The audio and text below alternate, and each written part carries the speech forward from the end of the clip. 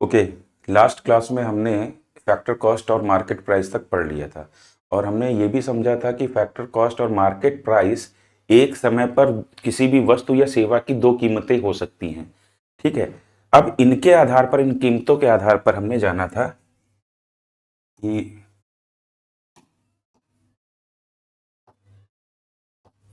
इन कीमतों के आधार पर हमने जाना था कि फैक्टर कॉस्ट यानी कि साधन लागत और मार्केट प्राइस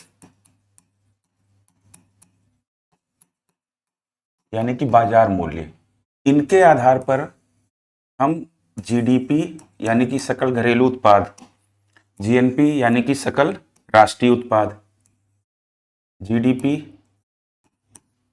जीएनपी सकल राष्ट्रीय उत्पाद, एनडीपी निवल घरेलू उत्पाद और एनएनपी निवल राष्ट्रीय उत्पाद, इनको हमने साधन लागत पर भी देखा था और हमने इनको मार्केट प्राइस यानी बाजार मूल्य पर भी सेम देखा था। ठीक है।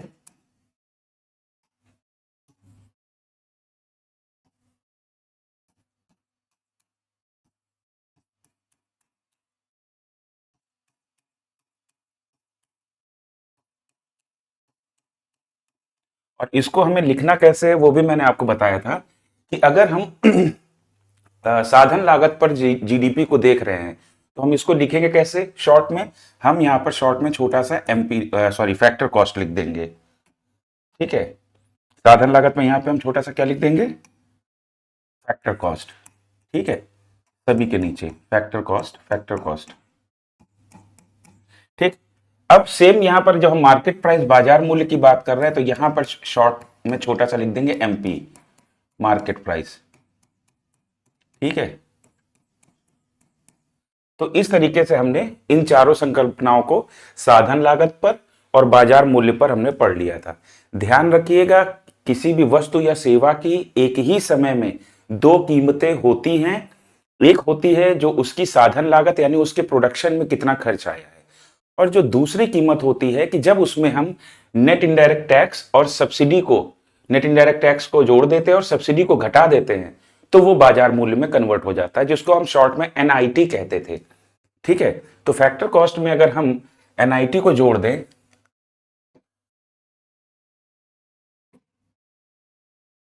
ठीक है, तो जब हम एनआईटी को, नेट इनडायरेक्ट टैक्स को जोड़ देते थे तो ये हमारा क्या बन जाता था, मार्केट प्राइस। ठीक है। अच्छा, ज्यादातर वस्तुओं पे अब सब्सिडी है नहीं। ठीक है। तो जब सब्सिडी नहीं है तो सब्सिडी वाले रूल को हम भूल जाते हैं। ठीक है। हालांकि आपको याद रखना है कि नेट इनडायरेक्ट टैक्स निवल अप्रत्यक्ष कर में जो है वो सब्सिडी और अप्रत्यक्ष कर दोनों को का मेल होता है। ठीक है। लेकिन आगे जो है ना पढ़ने में जब हमें अच्छे सहूलियत हो तो इसलिए जो है ना हम सब्सिडी को छोड़ देंगे, क्योंकि सब्सिडी अब ज्यादातर चीजों पे खत्म ही हो चुकी है। ठीक है। तो हम इनडायरेक्ट टैक्स को लेकर चलेंगे। तो आप इसको इस तरीके से भी कह सकते हो कि अगर फैक्टर कॉस्ट साधन लागत में हम सरकार द्वारा लगाए जाने वाला अप्रत्यक्ष कर जोड़ दें तो वो हमारा बाजार मूल्य बन जाता है।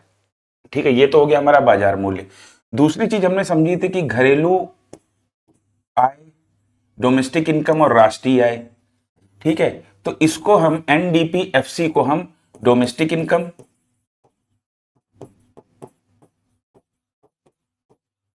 और इसको हम नेशनल इनकम एनएनपीएफसी,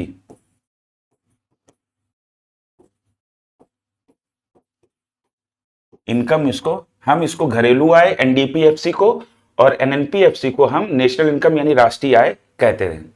ठीक है। तो ये भी हमने समझ लिया। अच्छा, हमने ये भी समझा था कि हम इसी को राष्ट्रीय आय क्यों कह रहे हैं, हम इसको क्यों नहीं कह रहे हैं, इसको क्यों नहीं कह रहे हैं, या इनमें से किसी को क्यों नहीं कह रहे हैं। देखिए, इसके लिए भी मैंने आपको तर्क दिए थे कि जो साधन लागत है, तो जो हम उत्पादन करते हैं उसमें जो हमारे इनपुट होते हैं उनकी लागत हमारी साधन लागत है। अब वो हमारे इनपुट है चार: लैंड, लेबर, कैपिटल, इंटरप्रेन्योरशिप, जिसको हिंदी में कहेंगे भूमि, श्रम, पूंजी और उद्यमिता। अब इन चार जो हमारे इनपुट हैं इनके अगेंस्ट में ही इनकम जनरेट होती है। ठीक है। तो ये जो हमारे जो फैक्टर्स ऑफ प्रोडक्शन है यही इनकम जनरेट करने का कारण, इनकम जनरेट करते हैं। इसीलिए जो हमारा जो साधन लागत पर जो हमारा होगा वही हमारा आय माना जाएगा। ठीक है, जैसे हमने यहाँ पर डोमेस्टिक इनकम इसको माना है, तो ये किस पर है, साधन लागत पर निवल घरेलू उत्पाद। ठीक है, net domestic product at factor cost. ठीक है, और net national product at factor cost को हमने नेशनल इनकम कहा। अब पहला तो हमने ये देख लिया कि भाई इसको इनकम क्यों माना गया, नेशनल इनकम। दूसरा यह है कि यहां पर जो प्रोडक्शन इंक्लूड किया गया है वो सिर्फ भारतीयों का है। देखिए मैंने आपको बताया था कि जैसे जब बीच में जो एन है और बीच में जो डी है, तो ये जो बीच का है, जैसे मान लीजिए कि यहाँ पे GNP और ये GDP, तो मैंने आपको बताया था कि एन और डी यानी नेशनल और डोमेस्टिक में क्या होता है कि डोमेस्टिक में आपके विदेशी और आपके भारतीय रेजिडेंट दोनों शामिल होते हैं। ठीक है, वहां मैटर क्या करता है कि आपका एरिया कौन सा है, किस एरिया में प्रोडक्शन हो रहा है। यहां पर क्या है, यहां पर सिर्फ भारतीयों द्वारा प्रोडक्शन, सिर्फ भारतीयों द्वारा जो उत्पादन है वही लिया जाता है। ठीक है, तो अब यहां पर हम जब देख रहे हैं NNP में, तो यहां पर जो है हमारा जो उत्पादन लिया गया है वो सिर्फ भारतीयों का लिया गया है। ठीक है, तो ये हमारी क्या है, हमारी राष्ट्रीय आय, इस कारण भी इसको लिया गया राष्ट्रीय आय के रूप में। तीसरी चीज मैंने आपको एक और आपको बताया था कारण कि भाई इसमें जो है ना मूल्य ह्रास शामिल नहीं है, क्योंकि नेट है ना। जब हम ग्रॉस में होते हैं तो ग्रॉस में मूल्य ह्रास शामिल होता है, यानी डिप्रिसिएशन शामिल होता है।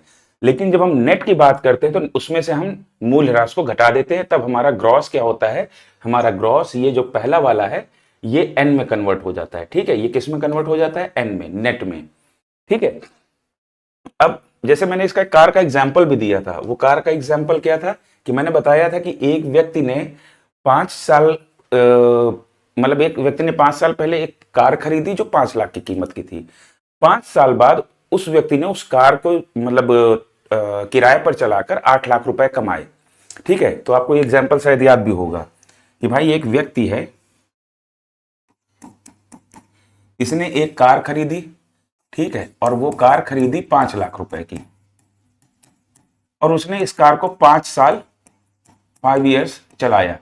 ठीक है, किराए पर, जैसे ट्रांसपोर्टेशन में उसका यूज किया। ठीक है, रेंट वगैरह पे देने के लिए। तो अब उसके बाद क्या, उसको जो इनकम हुई वो 8 लाख रुपए हो गई। तो ये 8 लाख रुपए इसकी ग्रॉस इनकम है। 5 साल में इस कार की वैल्यू भी कुछ कम हो गई।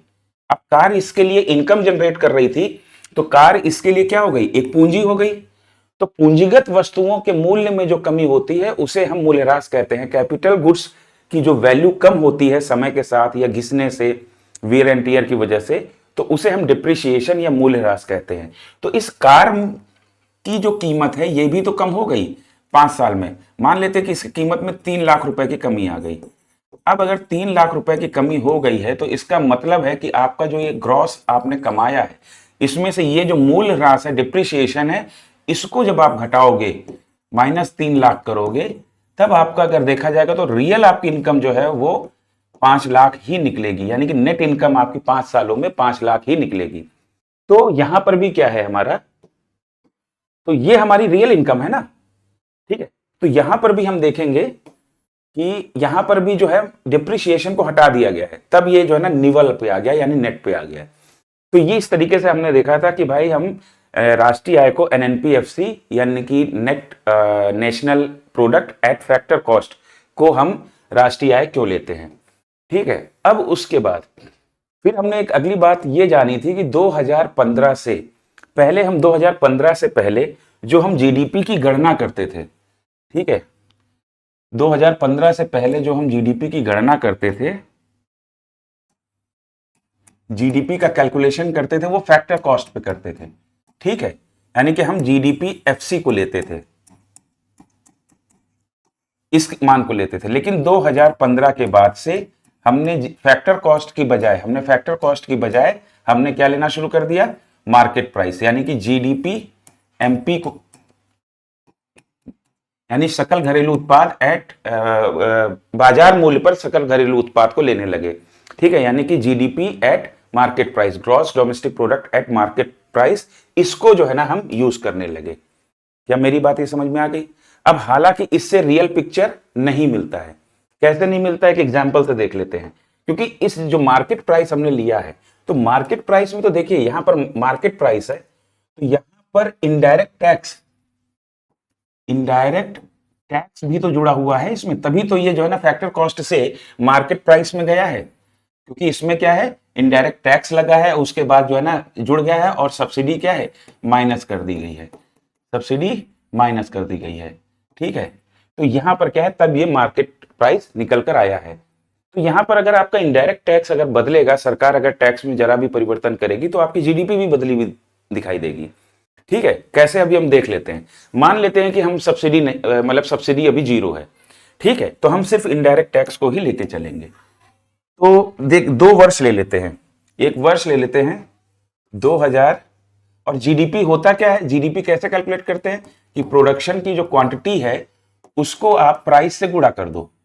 ठीक है, जितना आपका उत्पादन हुआ है और उसको मूल्य से गुणा कर दो, तो आपका जीडीपी निकल आएगा। ठीक है, अब यहां पर हम देखते हैं कि 2022 और 23 लेते हैं, और दूसरा लेते हैं 2023 और 24। अब यहां पर हम मान लेते हैं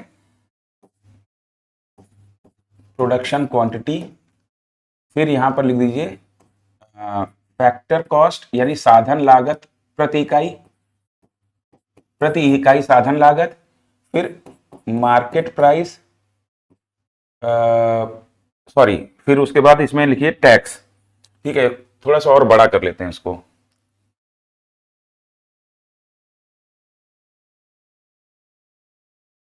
ठीक है, फिर से इसको आप जो है ना ये चार्ट बना लीजिए, इससे जो है आपको आसानी होगी। तो पहला क्या है, हमने वर्ष ले लिया 2022 और 23, और एक वर्ष ले लिया 2023 और 24। अब पहले जैसे मैं लिख रहा हूं आप वैसे लिख लीजिए, प्रोडक्शन क्वांटिटी यानी कि उत्पादन। ठीक है, उत्पादन की मात्रा, हिंदी में लिखिए उत्पादन की मात्रा। फिर उसके बाद दूसरी चीज लिखिए फैक्टर कॉस्ट पर यूनिट, यानी कि प्रति इकाई साधन लागत। ठीक, तीसरा लिखिए इनडायरेक्ट टैक्स यानी अप्रत्यक्ष कर। फिर चौथा लिखिए मार्केट प्राइस पर यूनिट, यानी इनडायरेक्ट टैक्स अप्रत्यक्ष कर, और उसके बाद प्रति इकाई बाजार मूल्य। फिर पांचवा लिखिए आप GDP FC, GDP at factor cost. ठीक है, हिंदी में लिखिए साधन लागत पर सकल घरेलू उत्पाद, और उसके बाद ये हो जाएगा जीडीपी एमपी। ठीक है, विजिबल है, हाँ है। ठीक है, तो यहां पर क्या है, बाजार मूल्य पर सकल घरेलू उत्पाद, gross domestic product at market price. ठीक है, तो ये आपने कितने कॉलम आपके हो गए, ये आपकी 2 रो हो गई, 3 रो हो गई, और यहां पर आपके कॉलम कितने हो गए, एक तो ईयर का हो गया, फिर 2 3 4 5 6। ठीक है, और ये 7वां कॉलम। ठीक है, अब यहां पर हम मानते हैं कि वर्ष 2022-23 में हमारा जो प्रोडक्शन हुआ था वो 100 यूनिट प्रोडक्शन हुआ था भारत देश में। ठीक है, अब मान लेते हैं, अच्छा दूसरा क्या है कि प्रति इकाई कितना था, तो 100 यूनिट हुए थे और 10 रुपए प्रति इकाई कीमत थी। ठीक है, एक इकाई की कीमत मान लेते हैं कि 100 पेन प्रोडक्शन किया गया था 2022-23 में, और एक पेन की कीमत 10 रुपए थी। ठीक है, वो साधन लागत फैक्टर कॉस्ट। अब जब पेन बिकने के लिए बाजार में आया तो सरकार ने उसके ऊपर टैक्स लगा दिया, तो मान लेते हैं कि टैक्स सरकार ने 1 रुपए लगाया। अब सरकार ने जब 1 रुपए का टैक्स लगाया, तो वस्तु जब उस पर टैक्स जुड़ जाएगा साधन लागत पे, तो हमारा क्या हो जाएगा, बाजार मूल्य। तो प्रति इकाई बाजार मूल्य क्या हो जाएगा, 11 रुपए। ठीक है, अब यहां पर देखते हैं कि हमारा जीडीपी, अब यहां पर हम जीडीपी कैलकुलेट करते हैं, तो जीडीपी जो हमारा एट फैक्टर कॉस्ट कितना है, तो हमारा क्वांटिटी कितना है 100, और फैक्टर कॉस्ट प्रति इकाई साधन लागत कितनी है 10 रुपए। तो साधन लागत और इनको क्वांटिटी को गुणा कर दीजिए, तो आपका जीडीपी एफसी आ जाएगा। तो जीडीपी एफसी आपका कितना आएगा, 1000 रुपए। अब जीडीपी एमपी में आपको क्या है, आपको मार्केट प्राइस लेना पड़ेगा पर यूनिट। तो 100 यूनिट का प्रोडक्शन हुआ है और बाजार में एक पेन 11 रुपए का बिक रहा है, तो आपकी जीडीपी क्या हो जाएगी यहां पर 1100 रुपए। ठीक, अब अगले वर्ष जाते हैं। अगले वर्ष भी हम मान के चलते हैं कि 100 पेन का ही उत्पादन हुआ और उसके बाद प्रति पेन 10 रुपए की ही कीमत रही। ठीक है, प्रति पेन 10 रुपए की कीमत रही। अब उसके बाद सरकार ने जो ना अगले वर्ष टैक्स बढ़ा दिया, तो टैक्स हो गया, अब इनडायरेक्ट टैक्स 2 रुपए हो गया। जब इनडायरेक्ट टैक्स 2 रुपए हो गया तो आप देखेंगे यहां पर जो बाजार मूल्य है एक पेन का वो बढ़ जाएगा और 12 रुपए हो जाएगा। अब यहां पर साधन लागत पर सकल घरेलू उत्पाद या जीडीपी एट फैक्टर कॉस्ट को जो हम कैलकुलेट करेंगे तो हमारी क्वांटिटी कितनी है 100 और हमारे ये फैक्टर कॉस्ट यानी कि साधन लागत या एक पेन के उत्पादन की लागत कितनी है 10 रुपए। तो इस यहां पर हमारा जीडीपी एफसी क्या हो जाएगा 100 गुणे 10 यानी कि 1000 रुपए। ठीक है, अब उसके बाद फिर जीडीपी एमपी मार्केट प्राइस, तो जितनी क्वांटिटी है उसको मार्केट प्राइस से गुणा कर दो तो हमारा यहां पर जीडीपी क्या आएगा 1200 रुपए। अब यहां ध्यान दीजिए कि यहां पर हमें जो है हमें दिख रही है ग्रोथ वर्ष 2022-23 से जब हम 23-24 में जाते हैं तो हमारा जीडीपी में हमें जो है ना 100 रुपए की ग्रोथ दिख रही है। ठीक है, लेकिन क्या उत्पादन बढ़ा? ग्रोथ का मतलब तो ये होता है ना कि प्रोडक्शन बढ़े, तो उत्पादन तो बढ़ा नहीं, 100 यूनिट ही है। और यहां पर भी जो है ना आपने कोई वैल्यू एडिशन भी ज्यादा नहीं किया कि पेन में कुछ ज्यादा वैल्यू एडिशन करके उसकी कीमत बढ़ाई हो, तो साधन लागत भी आपकी जो है ना 10 रुपए ही है। अगर साधन लागत बढ़ जाती तो इसका मतलब है कि आपने पेन में कुछ एक्स्ट्रा और भी चीजें जोड़ी हैं। ठीक है, उसका और मूल्यवर्धन किया है, वैल्यू एडिशन किया है, तो वो भी जो है ना आपका जो है ना प्रोडक्शन में आ जाता है। लेकिन आपकी फैक्टर कॉस्ट भी 10 रुपए है। तो आपकी जो ये जीडीपी बढ़ी हुई दिख रही है इसका मेन कारण है कि ये जो सरकार ने इनडायरेक्ट टैक्स 1 रुपए बढ़ा दिया उसकी वजह से ये जीडीपी बढ़ गई। क्या मेरी बात समझ में आई? तो ये क्या करेक्ट वैल्यू है? नहीं, एक्चुअल जीडीपी 1000 रुपए ही है, जो पिछले साल भी 1000 था और इस साल भी 1000 है। ठीक है, तो इस तरीके से जब हम जीडीपी एफसी पर लेते हैं तो हमें एक्चुअल डाटा प्राप्त होता है। लेकिन जब हम जीडीपी एमपी यानी कि मार्केट प्राइस पर जब हम जीडीपी की गणना करते हैं तो इसमें क्या है कि हमें इनडायरेक्ट टैक्स इसमें जो है ना जीडीपी पर प्रभाव डालता है। ठीक है, तो ये बात समझ में आ गई। तो इस तरीके से, लेकिन अब क्या है कि अब हम इसको फिर पूछो आप कि क्यों कर रहे हैं इसको इस्तेमाल, तो इंटरनेशनल लेवल पर जो है ना वर्ल्ड बैंक आईएमएफ वगैरह भी जीडीपी एमपी का ही इस्तेमाल करते हैं। तो इसीलिए भारत ने भी उनके स्टैंडर्ड्स के साथ अपने आप को मैच किया और 2015 से हमारी जीडीपी की गणना मार्केट प्राइस पर की जाने लगी। जीडीपी की गणना मार्केट प्राइस पर की जाने लगी, इस चीज को समझना है। ठीक है, अब एक कॉन्सेप्ट होता है बेस ईयर, हेडिंग डाल लीजिए। एक कॉन्सेप्ट होता है बेस ईयर।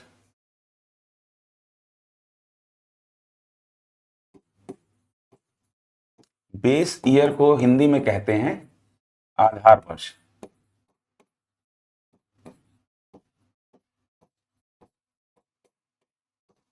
ठीक है, तो आधार वर्ष क्या होता है? तो आधार वर्ष देखिए किसी भी चीज की तुलना करने के लिए, अब जैसे मान लीजिए जीडीपी ही लीजिए, तो जीडीपी का जब हम कैलकुलेशन करते हैं तो हम ये देखते हैं कि हर साल प्राइसेस चेंज होते रहते हैं। देखिए एक तो जो है आपका बाजार मूल्य है, यहां पर जो है ना कंफ्यूज मत करिएगा। एक तो आपका मार्केट प्राइस है यानी कि बाजार मूल्य। अब मार्केट प्राइस क्या हो गया, यहां पर आपने साधन लागत फैक्टर कॉस्ट में आपने जब इनडायरेक्ट टैक्स को जोड़ दिया है, मैं मान के चलता हूं कि सब्सिडी जीरो है।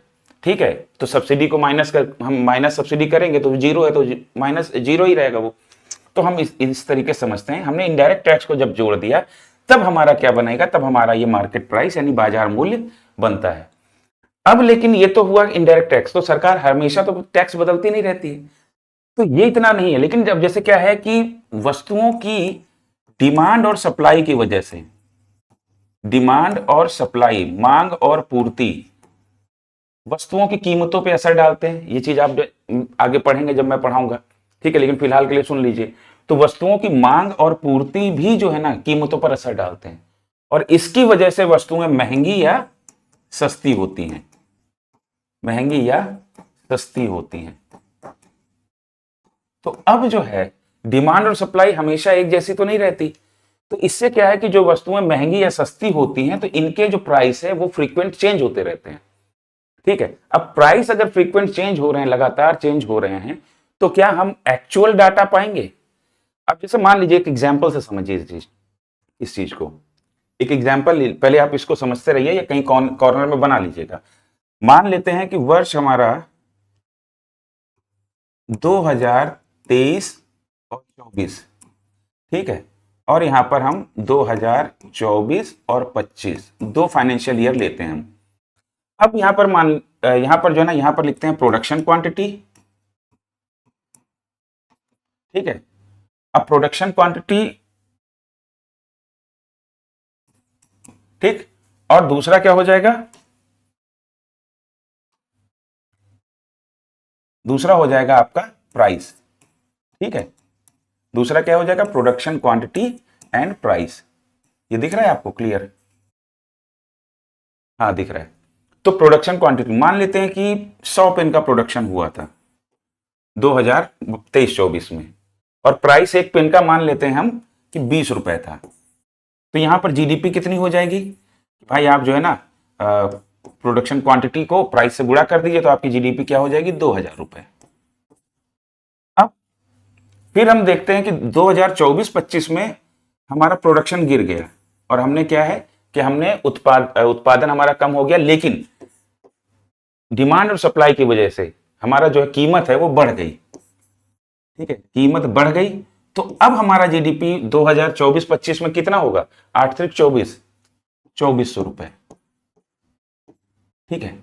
अब ये बताइए कि यहां पर आपको जो जीडीपी है ये बढ़ी हुई दिख रही है, ठीक है, जबकि प्रोडक्शन हमारा कम हो गया है, उत्पादन कम हो गया, लेकिन हमारी जीडीपी क्या है? 2000 से 2400 हो गई। तो ये क्यों हुआ? ये इसलिए हुआ क्योंकि इन्फ्लेशन का प्रभाव पड़ा वस्तुओं की कीमतों पर, ठीक है। तो अब इस तरीके से फ्लक्चुएट होती रहती है कीमतें, तो हमें एक्चुअल डाटा, क्या ये एक्चुअल डाटा है? नहीं, ये एक्चुअल डाटा नहीं है, ठीक है। तो इस वजह से हमें क्या है कि हमें एक फिक्स्ड कीमत चाहिए, एक फिक्स्ड प्राइस चाहिए, ठीक है। वो एक नियत प्राइस हो कि जिससे हम जो है ना, हमारा उत्पादन का वर्ष कोई भी रहे, लेकिन जो हम कीमतें लेंगे वो कीमतें हम उसी वर्ष की लेंगे। तो वो होता है आधार वर्ष। एक फिक्स्ड प्राइस हो जाएगा उसमें, इसका मतलब क्या हो गया कि उसमें से हमने इन्फ्लेशन का प्रभाव, महंगाई का प्रभाव हटा दिया है, ठीक है। तो आधार वर्ष क्या होता है उसको देख लेते हैं आप।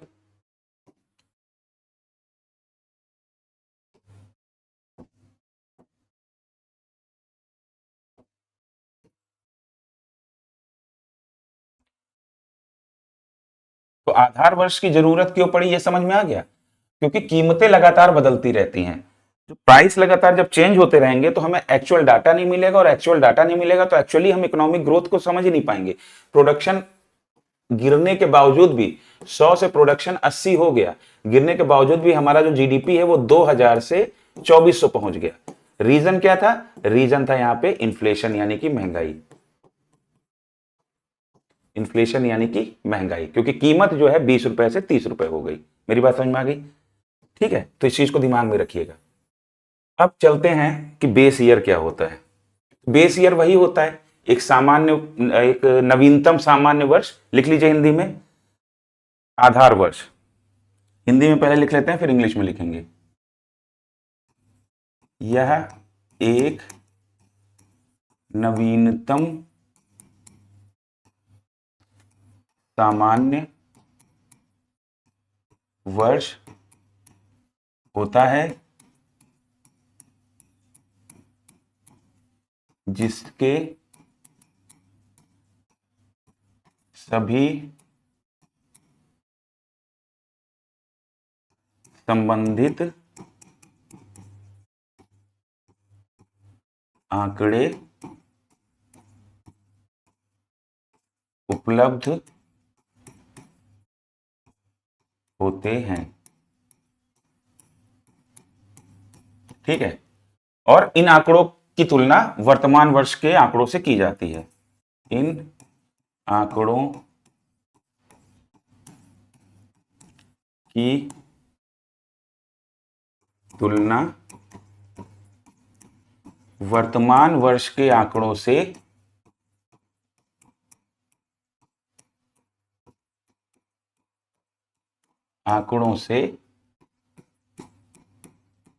की जाती है। ठीक है। अब सभी संबंधित आंकड़े मैंने क्यों बोला है? संबंधित आंकड़े ये कि भाई देखिए, बेस ईयर जीडीपी के लिए भी है, बेस ईयर इन्फ्लेशन के लिए यानी महंगाई के लिए भी है, बेस ईयर सीपीआई यानी कि consumer price index, base year WPI wholesale price index, इन सब के लिए भी बेस ईयर है।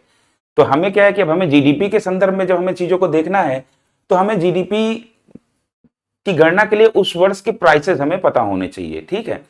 अब यहां पर इसीलिए मैंने यहां पर लिखा कि संबंधित आंकड़े। अब जीडीपी से संबंधित बेस ईयर है तो यानी कि जीडीपी के लिए जो रिक्वायर्ड डाटा चाहिए वो मौजूद होना चाहिए।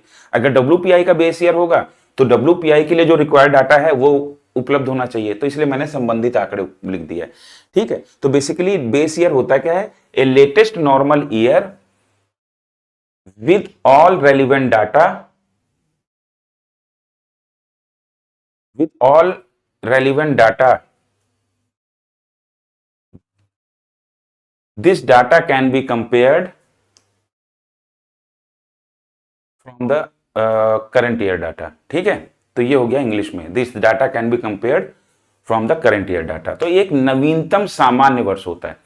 सामान्य वर्ष इसलिए लिया जाता है कि देखिए उस वर्ष कोई ज्यादा बहुत अर्थव्यवस्था में बहुत ऐसे जीडीपी डाउन हो गई या फिर बहुत ज्यादा प्रोडक्शन हो गया, ऐसा कुछ ना हुआ हो, कोई प्राकृतिक आपदा ना आई हो या ज्यादा इन्वेस्टमेंट ना आया हो। मतलब एक ऐसा वर्ष जिसमें सारे वर्ष भर चीजें सामान्य बनी रही, कुछ अप्रत्याशित या कुछ अचानक कुछ बड़ा बदलाव नहीं हुआ है। ठीक है। तो जो स्टेबल ईयर होगा उसी को हम बेस ईयर लेंगे, क्योंकि उसका जो डाटा है, जो स्टेबल जो बेस ईयर है हमारा, जिसमें सब कुछ सामान्य जैसे चलता है या चलता आया है वैसा ही अगर हमारा है, तो उससे क्या है कि उससे हमें जो है ना और एग्जैक्ट और करेक्ट डाटा मिलेगा। अब जैसे मान लीजिए कि अभी कोविड के टाइम पे सारा प्रोडक्शन बंद था, तो हम क्या कोविड के टाइम ड्यूरेशन को का कोई भी जो वर्ष के हम उसको बेस ईयर ले सकते हैं? तो भाई उसको बेस ईयर नहीं ले सकते, क्योंकि उस समय जो है ना आर्थिक गतिविधियां एकदम रुक गई थी। या फिर हम किसी ऐसे ईयर को भी बेस ईयर नहीं ले सकते, क्योंकि वो हमें एक्चुअल पिक्चर नहीं दिखाएगा। हम किसी ऐसे ईयर को भी बेस ईयर नहीं ले सकते हैं कि जो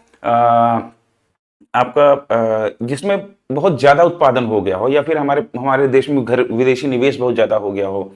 ठीक है। जीडीपी एकदम तेजी से भाग गई हो। अब जैसे कोविड के बाद जब हमने वी शेप रिकवरी की, तो हम उस ईयर को भी बेस ईयर नहीं ले सकते हैं, क्योंकि उस समय जो है ना हमारी रिकवरी तेजी से दिखा रही थी, क्योंकि हम नीचे गए और नीचे के बाद फिर हम तेजी से ऊपर उठे। तो वी शेप रिकवरी क्या है, डब्ल्यू शेप रिकवरी क्या है, के शेप रिकवरी क्या है, तो ये सब इन पर एक अलग लेक्चर बन जाएगा। तो मतलब कुल मिला कहने का मतलब है कि हम जैसे तेजी से नीचे गए थे वैसे ही हमने अपने आप को तेजी से रिकवर किया। तो ऐसे किसी तेजी रिकवरी वाले वर्ष को भी हम बेस ईयर नहीं लेंगे, क्योंकि फिर हमें एक्चुअल डाटा नहीं मिलेगा। ठीक है। तो ये हो गया हमारा बेस ईयर। अब जीडीपी के लिए हमारा बेस ईयर क्या है? तो जीडीपी के लिए हमारा जो बेस ईयर है वो है 2011 और 12। ये अभी जल्द ही बदलने वाला है 2027 में। ठीक है। तो ये 2027 में इसको बदलेगी सरकार, इस ऐसी खबर आ चुकी है, न्यूज आ चुकी है। ठीक है। तो ये हमारा बेस ईयर है अभी जीडीपी की गणना के लिए। अब जो बेस ईयर के प्राइस होते हैं, बेस ईयर के जो मूल्य होते हैं, उनको हम कहते हैं स्थिर मूल्य या कांस्टेंट प्राइस। ठीक है। तो नीचे लिख लीजिए, बेस ईयर प्राइसेस, इनको क्या कहते हैं? कांस्टेंट प्राइस, स्थिर मूल्य। ठीक है। हिंदी में लिख लीजिए, आधार वर्ष के मूल्य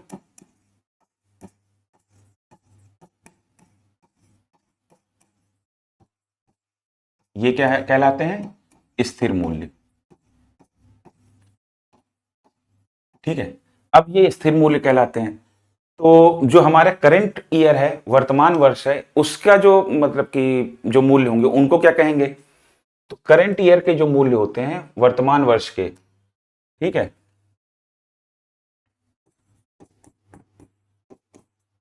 वर्तमान वर्ष के जो मूल्य होते हैं,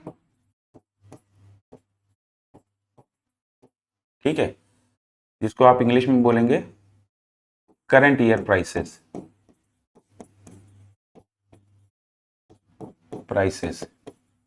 ये क्या कहलाते हैं? ये हमारे कहलाते हैं चालू मूल्य। ठीक है।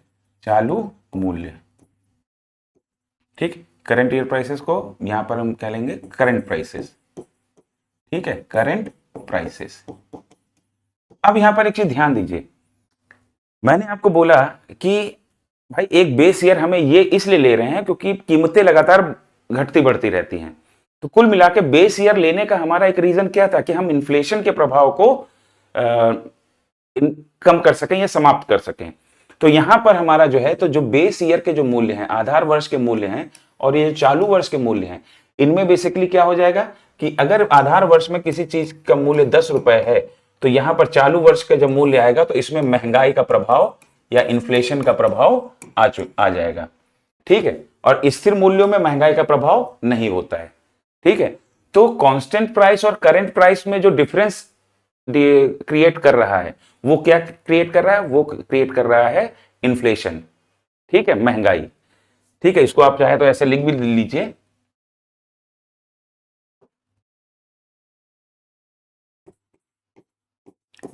कांस्टेंट प्राइसेस यानी कि स्थिर मूल्य, स्थिर मूल्यों से, ठीक है, करंट प्राइसेस,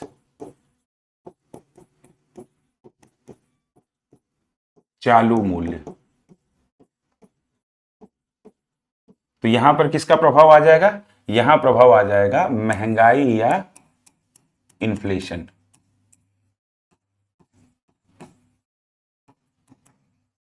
ठीक है, ये चीज समझ में आ गई।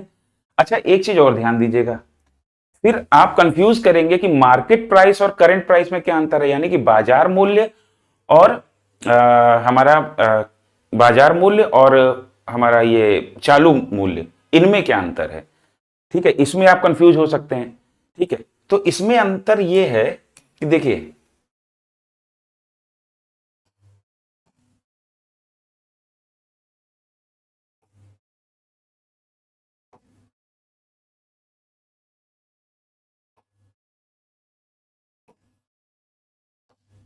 अब देखिए, ये मानते हैं कि एक फैक्ट्री है,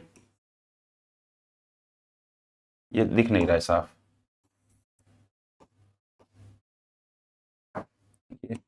हाँ ये दिख रहा है। अब ये मानते हैं कि ये एक फैक्ट्री है।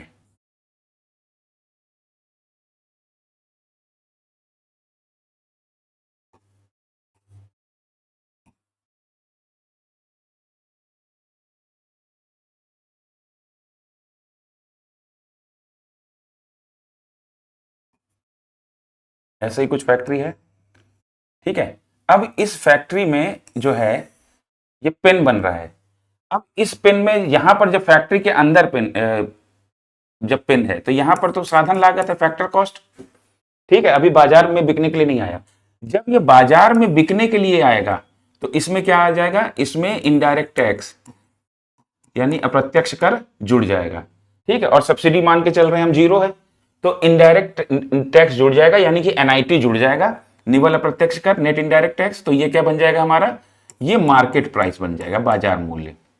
ठीक है, अब जो हमारा चालू मूल्य होता है, जो हमारा करंट प्राइस है, करंट प्राइस में चालू जो मूल्य होता है उसमें जो है ना प्रभाव आ जाता है किसका, इन, सॉरी,